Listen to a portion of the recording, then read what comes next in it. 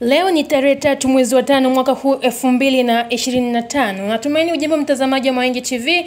Niko hapa kukusogezea taarifa mbalimbali ambazo zimetokea hapa Bongo, lakini pia Mamtoni Info huko nje ya mipaka ya Tanzania. Jana nilikusogezea taarifa ikionyesha kwamba maandalizi ya birthday party ya Amara. Sasa leo siku imewadia ambako leo hii tarehe 3 mwezi wa 5 Amara amekwisha kutimiza mwaka mmoja, ambapo siku hii ya kuzaliwa binti wa Paula na Mario, picha zake zimekwisha kusambaa huko katika mitandao ya kijamii zikimuonyesha Amara akiwa kwenye vazi fulani hivi kama la kitamaduni, yeye pamoja na mama yake, huku bibi yake pia akimposti kwa ujumbe mzuri na maandalizi kwa watu wengine akiwemo babu yake, yani baba yake Paula tayari amekishafika pale Dar es Salaam, lakini pia lengo likiwa ni kwa ajili ya kusherehekea pati hii ya siku hii ya leo. Bila kusahau Nandino, na muongelea The African Princess, ameshare video, ameshare picha ikimuonyesha naye akiwa ametupilia gauni kali na nzuri kwa ajili ya kuelekea kwenye pati hii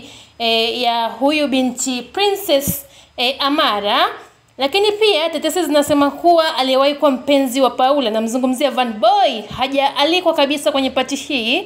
Lakini kwa upande wa pili ex wa Kajala, nikimzungumzia mtu mzima Konde Boy, yeye alikwisha kualikwa tangu jana, na hii inaleta picha na mitazamo tofauti na ukilinganisha kwa kuunganisha matukio mbalimbali, ikiwemo la juzi kulikuwa na ile video ikisambaa kwenye mitandao ya kijamii ya gari aina ya Defender, na kwenye plate number ilikuwa imeandikwa Kajala 3. Tukumbuke mtazamaji, Harmonize aliwahi kumkosea Kajala na aliweza kununua Range 2 kwa ajili ya kuomba msamaha bila kusahau kumtungia wimbo, lakini pia kubandika bango kwa ajili ya kumuomba bibie huyu msamaha, na hatimaye aliweza kufanikisha. Lakini pia jana imekuwa ni mara ya kwanza kwa Kajala kumposti Harmonize kupitia ile video ya Harmonize kualikwa kwenye party ya Amara, na mashabiki wameweza kuhisi huenda ikawa ni gia ya Harmonize kutaka kurudisha penzi lake na Kajala, na ukizingatia leo kwenye party watakuwa pamoja, wataenjoy pamoja na vitu kama hivyo.